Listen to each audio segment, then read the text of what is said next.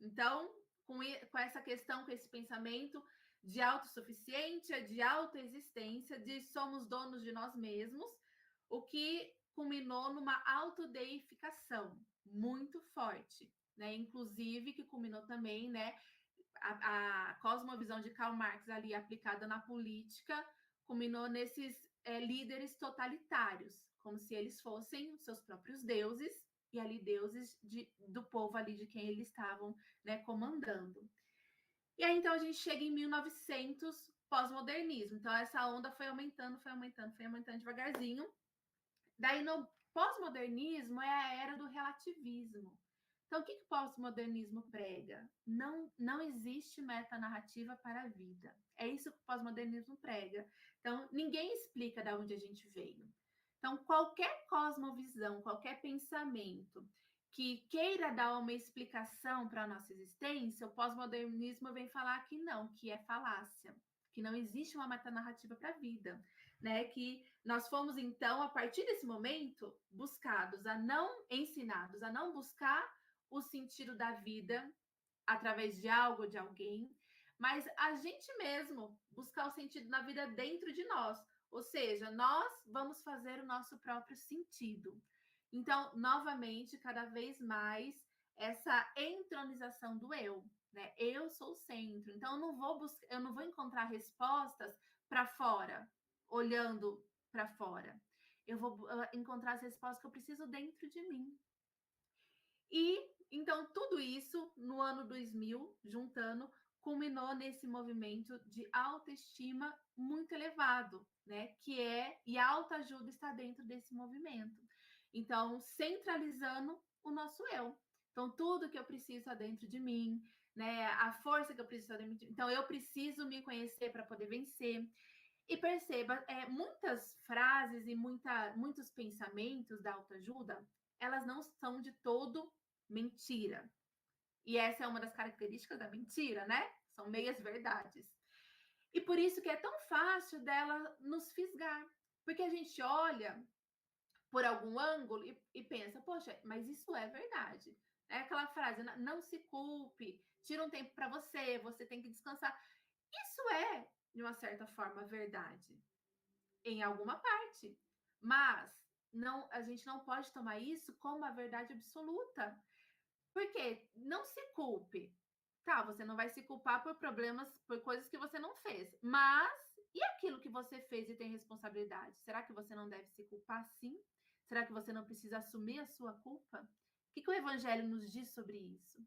Né? Tira um tempo para você e descanse. Nós precisamos descansar, isso é inclusive um mandamento bíblico, né? O descanso. Mas o nosso descanso vai estar acima do quê? Né? Então, veja bem, a nossa sociedade começou a pegar alguns pensamentos como esse e começou a se colocar, né, a si mesmo, o seu próprio sentimento, aquilo que a sua própria verdade, né, sua própria verdade, que não é verdade, acima de tudo e de todos. Não, então, essa é a era do relativismo. Então, é você que dita quem é você que dita o que você quer fazer, a sua vontade, o que é certo e o que é errado.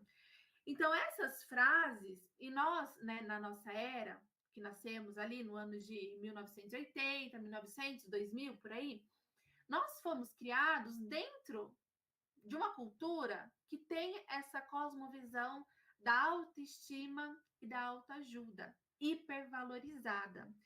E isso nos levou a um ponto de fragilidade muito forte. Porque se nós somos a nossa única fonte de significado, então nós também nos tornamos a nossa única fonte de satisfação. Porém, nós, como cristãos, nós sabemos o quanto nós somos limitados. E isso é uma das coisas que a autora ela fala, né? Será que nós sabemos quem realmente nós somos para achar que nós podemos nos autossatisfazer de alguma forma? Então, nós precisamos. Exatamente, viva a sua verdade. Né? Então, são tudo frases culminadas ali por esse movimento de que o que você sente é o mais importante e está acima de qualquer coisa. E isso é perigosíssimo. E aí, quando a gente fala sobre a criação dos nossos filhos, é muito, muito perigoso se nós não tivermos conhecimento sobre essas armadilhas, de acabarmos incutindo na cabeça deles muitos desses pensamentos e realmente eles. Assim, porque o ser humano, por natureza caída, a gente vai querer buscar a nossa vontade. A gente vai querer buscar aquilo que nos faz sentir bem. Então, isso é natural da natureza caída do ser humano. Então, veja bem, a gente, na verdade, nem precisa de algo para afirmar isso. Nossos filhos nem precisam que a gente afirme isso para eles já irem atrás disso, porque é natural da natureza caída do ser humano. Então, o que nós precisamos é ensiná-los quem está acima de tudo, né? Quem está acima de todas as coisas? Por que existe o certo e o errado, né? Qual é o padrão de certo e errado? Então, o movimento de autoajuda, ele limita muito essa nossa compreensão, porque ele sempre vai buscar nos trazer para o centro. E aí, dentro disso, entrou nas nossas igrejas esse pensamento também, até no grupo ontem, ou, se não me engano, foi ontem, a gente estava falando, né? E falaram sobre a questão também da teologia dos coaches, e eu até queria indicar esse livro também, que é muito bom para falar sobre esse assunto. Você é o ponto fraco de Deus. Como esse pensamento, e a autora até do livro da Apologética, ela até fala sobre como esse movimento de autoajuda começou a entrar dentro das nossas igrejas. Como esse pensamento, eles acabaram pegando uma roupagem bíblica para esse movimento de autoajuda. Então, formou-se, não sei se vocês já ouviram falar, é um termo combinado por um filósofo que ele fez um estudo com um grupo de cristãos americanos, deísmo terapêutico moralista. Então, acabou que a nossa religião evangélica, cristã, ela deixou de ser centrada em Cristo e passou a ser centrada em nós mesmos. Michael Horton tem um livro muito bom que fala sobre isso, que chama-se Cristianismo sem Cristo. E ele fala muito sobre esse movimento do deísmo terapêutico moralista, que na verdade não é um movimento em si, né? É só um termo para caracterizar a forma como as pessoas que se dizem cristãs hoje se relacionam com a sua fé. Então, o que esse filósofo fez? Ele fez um estudo com vários cristãos para entender como eles se relacionavam com a sua fé. E aí ele percebeu que as pessoas, elas acreditavam em Deus, elas acreditavam que Deus era bom e que ele queria o melhor para nós. Mas elas acreditavam que o que Deus era, na verdade, é como se fosse não exatamente um salvador, mas mais um treinador de vida. Ou seja, Deus, ele está aqui para nos ajudar a melhorar o nosso desempenho, melhorar a nós mesmos, para que a gente possa alcançar cada vez mais uma qualidade de vida, para que a gente possa alcançar os nossos sonhos. Então, Deus, ele virou... Michael Horton, ele fala uma frase muito, muito, muito boa. Deixa eu achar onde eu coloquei aqui. Que ele diz assim, é o pensamento de que Deus é importante na nossa vida, mas mais como uma parte de um elenco de apoio do nosso próprio show. Ou seja, nós somos ali a estrela do show, o aço do show, e Deus faz parte do nosso elenco para nos ajudar a estrelar, né? Para nos ajudar a alcançar aquilo que a gente quer. Então, Deus, quando a gente fala do cristianismo na nossa era aqui, dos anos 1900, 2000, Deus, ele virou isso, ele não virou mais, ele deixou de ser o salvador da humanidade e passou a ser um treinador para te ajudar a ser a sua melhor versão, para te ajudar a ser quem você deseja ser. Então, é quando a gente busca muitas vezes a religião mais para ter uma paz dentro do nosso coração do que a paz com Deus, que são duas coisas completamente diferentes. Né? Muitas vezes a gente busca a paz circunstancial, e isso é um dos motivos que a gente busca a autoajuda, né? Que muitas pessoas acabam buscando, recorrendo à autoajuda, porque elas querem paz, elas sentem um vazio, elas se sentem deprimidas, elas se sentem sem sentido da vida, Então, elas querem ter um propósito de vida, elas querem se sentir felizes. Então, aí elas passam a buscar, nessa roupagem bíblica de autoajuda, elas passam a buscar o Senhor. Mas elas passam a buscar com esse propósito específico, porque eu quero ser feliz. Eu quero ter paz comigo mesmo no meu coração. Né? Eu quero conseguir conquistar os meus sonhos. Então, eu preciso melhorar, eu preciso de uma versão melhor de mim mesma. Então, esse pensamento entrou dentro das nossas igrejas. E o deísmo terapêutico moralista é isso. Então, deísmo, Deus existe, mas ele não está diretamente envolvido com a minha vida. Ou seja, então eu tenho que me virar, eu tenho que me esforçar, eu tenho que fazer por onde.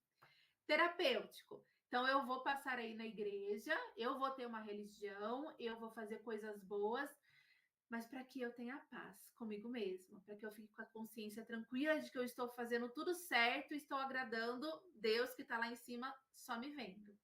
E moralista. Então, eu sou uma boa pessoa, eu vou fazer tudo correto, porque aí em troca, Deus vai me abençoar. Então, o nosso entendimento de evangelho passou a ser distorcido e passou a ser nisso. Então, a gente vai, não é raro a gente entrar nas igrejas e encontrar mensagens que sequer citam o nome de Jesus. E o foco é somente, tão somente nós mesmos. Então, nós podemos, e usa-se muitos versículos bíblicos, inclusive, para falar sobre esse assunto, né? Para afirmar isso, mas versículos totalmente tirados do seu contexto, né? Sem levar em consideração nenhuma o tipo de livro, da literatura que está ali, o contexto histórico-cultural e a metanarrativa bíblica. Então, tudo isso é deixado de lado e a Bíblia passa a ser vista, então, como um conjunto de regras para que você tenha uma boa vida. E esse autor, Michael Horton, ele faz uma comparação muito legal que eu vou compartilhar aqui com vocês. Então, ele passa a dizer assim, que essa nova roupagem de cristianismo, que na verdade tá ali toda emaranhada nesse pensamento de autoajuda, que veio ali desde o ano que a gente viu de 1600, 1700, 1800, toda essa onda e culminou nisso. Na verdade, ele chama isso então de lei leve. Por que uma lei leve? Porque se você consegue, então você vai ter o resultado que você espera. Se você faz, você vai ter o resultado que você espera. E aí ele faz uma comparação dessa lei leve com o evangelho. E ele fala assim, que na lei leve, ou autoajuda, né? Se a gente for usar a nomenclatura que nós estamos falando aqui de acordo com o livro que a gente está estudando, mas que é a mesma coisa. Então, Deus é visto como treinador de vida. E no evangelho, Deus é visto como juiz e justificador. Na lei leve, nós encontramos bons conselhos para aquilo que nós precisamos fazer para alcançar o que nós queremos. No Evangelho, nós encontramos boas novas, ou seja, não é aquilo que nós precisamos fazer, mas aquilo que já foi feito. O Evangelho ele não é um bom conselho, é uma boa notícia. Conselhos são coisas que nós precisamos fazer para alcançar alguma coisa. Notícia é algo que já aconteceu. Na lei leve ou na autoajuda, Cristo é visto como um exemplo a ser seguido. Esse é o principal papel de Jesus, um exemplo a ser seguido. No Evangelho, Cristo é o nosso Salvador. E veja bem, não é que ele não é o exemplo a ser seguido. Não, ele é sim um exemplo a ser seguido, mas Tim Keller ele fala assim, que se a gente vê Jesus apenas como um exemplo a ser seguido, então nós seremos esmagados, porque nós nunca conseguiremos ser e viver o tipo de vida que ele viveu. Porque ele simplesmente viveu da forma como ele viveu por nós, porque nós não conseguiríamos viver. Então, não foi para nos dar um bom exemplo, foi por nós, porque nós não conseguiríamos viver de acordo com esse exemplo. Significa que a gente vai viver do jeito que a gente quer? Claro que não. Mas significa que ele é acima, antes de ser um exemplo a ser seguido, ele é o nosso Salvador. Então, ele nos salva, ele nos alcança, ele nos capacita, então, a iniciarmos uma caminhada de santificação, de sermos mais semelhantes a ele a cada dia, mas uma caminhada que só vai terminar quando ele voltar.